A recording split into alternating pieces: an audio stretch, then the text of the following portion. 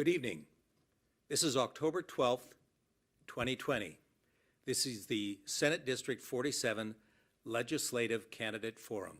So let's begin with opening statements, starting with Senate District 47 candidate Addie Miller. You have 90 seconds, Addie. Well, thank you, Denny, and to the Carver County Board for arranging this opportunity for us to engage with our community. My name is Addie Miller. I'm a lifelong Carver County resident, a lawyer, a horse trainer, a committee staffer at the Minnesota House of Representatives, and I'm running for the Minnesota State Senate here in District 47. I am thrilled to be here tonight, as I believe it is our duty, our most important duty as candidates and future elected officials, to appear before constituents, to be transparent and accessible. I value the lives of those present here and those in our community more than I do any vote. That's why our campaign has not been and will not be door knocking, and why I will be wearing my mask this entire evening. When asked why I'm running, I often cite my mom's healthcare story, struggles with our public education system, lack of action around the climate crisis, or the unacceptable stagnation at the current state Senate due to partisan games. But there is a bigger picture. I'm running because I want to give back to the community that raised me.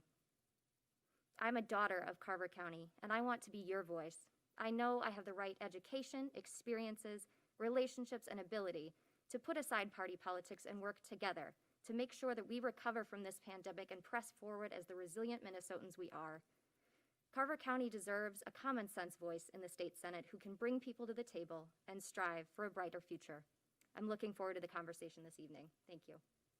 Over the last several years, there has been partisan dialogue about the Metropolitan Council as a federally mandated regional planning organization which employs over 4,000 people. This discussion includes an overreach of taxing and managing authority from non-elected members serving by the authority of the governor. The question, for what changes, if any, would you advocate to either the makeup or the authority that the Met Council exercises in the 7-county region? You have 90 seconds. Thank you.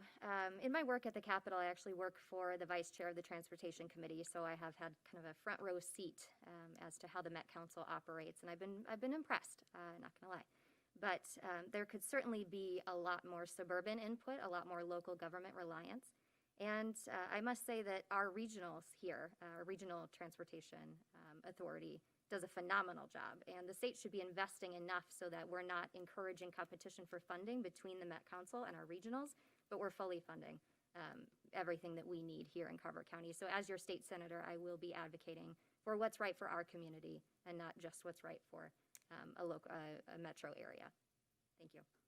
The partisan political divide. Politics has grown increasingly divisive, and it seems to be constantly on display at the Minnesota State Capitol, the only divided legislature in the nation. Both sides of the aisle want to see Minnesota prosper. Both sides want an outcome that is good for all citizens. But the pathway to achieve that goal is different based on the left or right thinking, liberal versus conservative, Democrat versus Republican. So this is a two-part question. In what issues will you prioritize the people over partisan politics with the authority of your office? And then the second question, will you identify any policy or position where you agree with the other side of the aisle? And if so, describe it.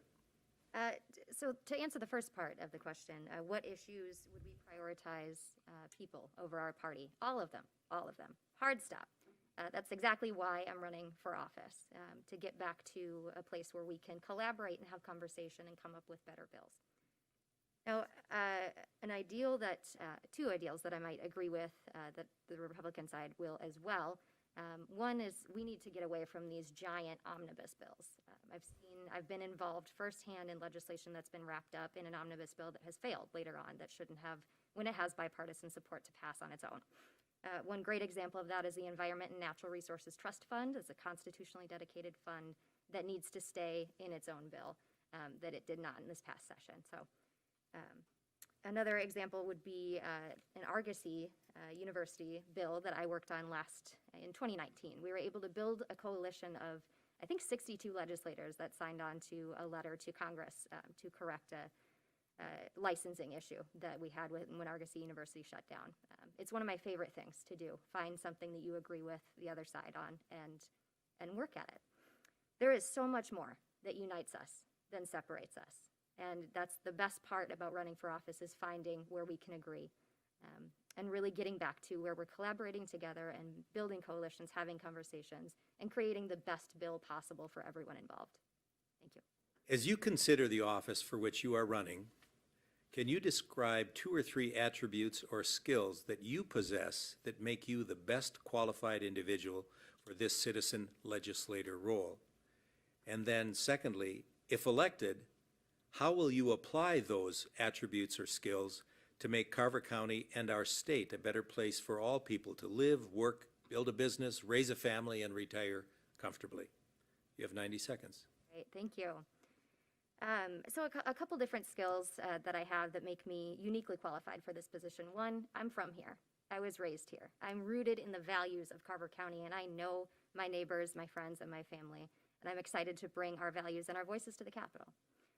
Second is my training. I have a law degree from William Mitchell, was trained extensively in negotiation techniques, and was able to put those into practice during my time at the legislature as a staffer. And that is another a great attribute that I have, that I don't need that kind of onboarding. I can hit the ground running on day one. I know exactly how to make a bill become law, how to build coalitions, how to get a bill across the finish line. The last thing I'll say is I was raised on a farm. I was raised actually by a libertarian and a moderate conservative on a farm. So I know the value of hard work. I know what it means to show up. I know what it means to be there when people are counting on you. And I will never give up. I will never back down from any fight that we need to have. And I will always be there and be transparent for our constituents and be the best advocate I can possibly be for everyone in Carver County. Thank you. Each of the 87 counties in Minnesota have a desire to ensure that their county sees the taxes that are sent to the state be returned to the county in a fair manner. What will you do in the legislature to fight for and deliver tax dollars back to Carver County to support our needs? As painful as it might be, paying my taxes fills me with such a sense of pride and patriotism. I'm contributing to the greater good of our society. Ramsey and Hennepin County pay a lot into the general fund, and we do as well, certainly here in Carver County. So there's going to be a lot. We're facing a $7.2 billion deficit in the next biennium. There is going to be a lot of tough discussions that we're going to have to, and decisions that we're going to have to make. We're going to have to, yes, trim the fat, so to speak, and protect and prioritize where the most need is. And that is something that I am very confident in my ability to do. I've been at the Capitol at 3 o'clock in the morning when negotiations break down because of situations like this. And I am confident in my ability to advocate for our needs and make sure that we're supporting those who need it the most, and that we're setting up our economy for a successful recovery from the coronavirus pandemic. Thank you. In Carver County, as everywhere in Minnesota, transportation infrastructure is vital to commerce, education, connecting our resources, people, goods, and services to our surrounding region. While the county has done reasonably well to maintain county roads, the federal and state seem to be behind in funding their responsibilities. What will you do to fund and move forward projects in the county like Highway 212, Highway 5, and key bridges that need repair? You have 90 seconds. Absolutely. I think anyone who's lived here long enough knows someone who has been in an accident on Highway 5 or 41 or 212. And we've all been frustrated by the kind of never-ending construction there. So it is a priority of mine to secure that funding to complete those projects, complete the necessary safety improvements and the expansions, just to keep us moving and safe. The other week I talked with both Kathy from Chaska and Ben from Watertown. Ben works in Minneapolis and expressed frustration that he didn't have the option with his current schedule to take public transportation into Minneapolis.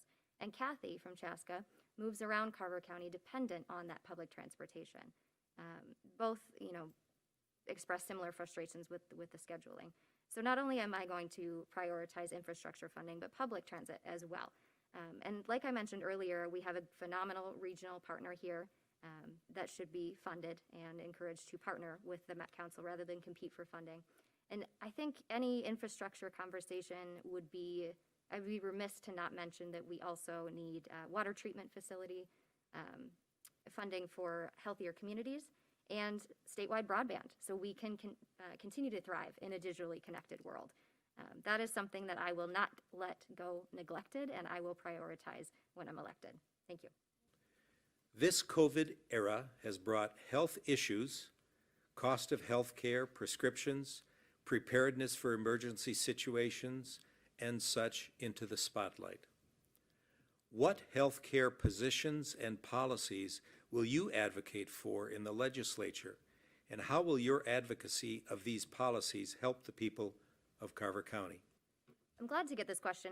I got into politics because of healthcare. My mom suffers from 2 autoimmune disorders, and her every 3-month bill is about $20,000 before insurance. And we're blessed that she is still with us and able to be healthy, but not everyone here in Carver County or in Minnesota is that lucky. Everyone deserves access to quality health care that does not depend on how much money you make or what job you have. No one in our community should have to weigh the options between buying groceries for their family and getting the care that they need. The Minnesota Care program had bipartisan support and has had bipartisan support since its inception. So we should be expanding that program and allowing everyone in Minnesota the option to pay and to purchase their plan through the Minnesota Care. Rationing life-saving medications like insulin should be a tragic thing of our past. And we should be able to know what kind of costs to expect when we go to the doctor or pick up a prescription. So I will, at the Capitol, always be pushing for more transparency from our care providers, holding Big Pharma accountable, continuing to drive prices down. And I do want to also advocate for mental health services to be covered under all health insurance plans in Minnesota and expand our mental health services into rural areas, schools, police forces. And I am committed to working with everyone in the Minnesota legislature to get that done. Thank you. I received several questions in the category of law enforcement, policing, impact of violent protests versus peaceful assemblies, defunding police, protecting our citizens' safety. So here's the question. What message would you take to the legislature about the safety of your constituents, and for what changes in law or policy would you advocate on behalf of Carver County and the state of Minnesota? Let me be very clear. I do not support defunding the police. Now, that might be a convenient talking point for some people, but that is not a serious conversation we are having about our community here in Carver County. No matter what you look like or where you come from, every Minnesotan deserves to return to their family safely at the end of the day. I've had conversations with law enforcement, many of which who are supporting my campaign, about investing in supports that would share the burden that law enforcement faces, whether that be a sexual assault victim advocacy, a crisis counselor on dispatch, a homelessness advocate. The reason that I went to law school in the first place is because I believe in holding people who break the law accountable, and that includes law enforcement and citizens. The goal should be to reduce crime, and we do that by investing in things like public education, healthcare, affordable housing, a livable wage. And I'm committed to partnering with law enforcement and local community groups to make sure that Carver County is a place where everyone feels safe, no exceptions. Thank you. Minnesota has a part-time citizen legislature. The coronavirus pandemic, along with multiple emergency special sessions, each prompted when the governor extended the state's peacetime emergency by 30 days, have challenged our governing institution, which is not designed to be a full-time legislative body. Currently, by a majority vote of each house of the legislature may terminate a peacetime emergency extending beyond 30 days. Here's the question. What changes would you support to address the way in which the governor's emergency powers are both declared and extended? You have 90 seconds. Well, we're in a very unique situation here, unprecedented times. I'm sure we're all getting sick of saying that, but it's a very rare thing when 49 states and the president agree on something, and they all agree that we are in a peacetime emergency right now in one form or another. Having that peacetime emergency means that the governor is able to move swiftly, and that's something the legislature cannot do as a deliberative body, as we saw with how long it took for the insulin bill to pass, despite having bipartisan support. It also means that we have protections in place currently for first responders, healthcare workers, farmers, telemedicine, the ability to purchase and distribute PPE, and we're avoiding mass evictions which is potentially going to lead to a homelessness crisis. The governor, I can say from experience, working at the legislature, is not working unilaterally. There's constant communication. There's constant input from legislators and from staff. I've been involved with it myself. You just have to show up. You just have to agree and collaborate and continue to work together. When we have those protections in place to cover the consequences of lifting that peacetime emergency, and we get down to a lower number of cases per day, that's when I would vote to remove the peacetime emergency and the executive orders. Thank you. Minnesota Budget Office released the May 2020 interim budget projection showing that Minnesota's budget and economic outlook has significantly worsened since the coronavirus pandemic.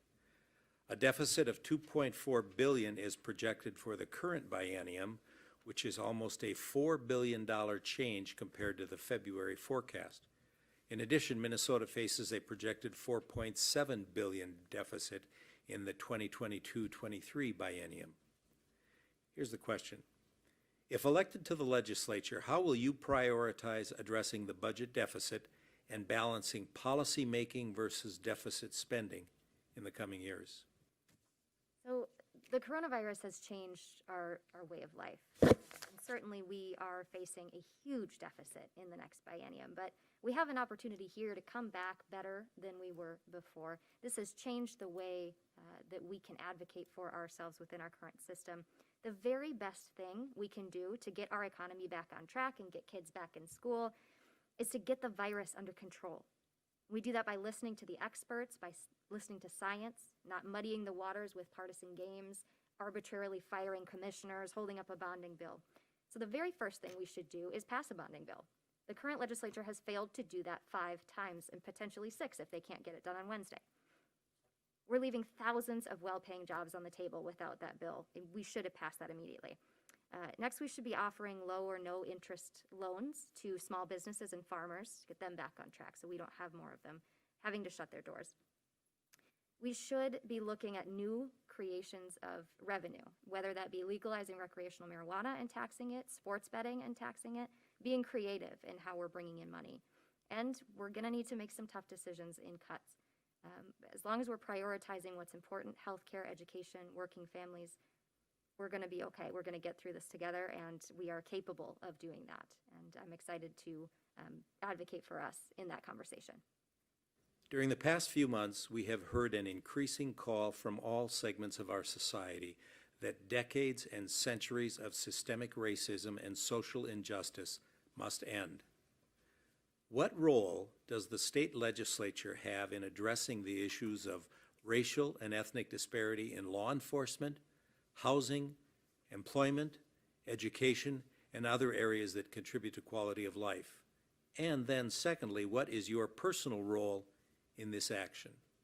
You have 90 seconds. Right. We need to address the underlying issues, things like poverty, homelessness, access to healthcare, education. We do that not by ignoring the problem, but by acknowledging it, acknowledging that systemic racism does exist, and we need to tackle it head on.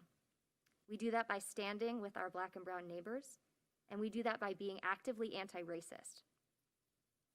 It's up to the elected officials to facilitate conversations.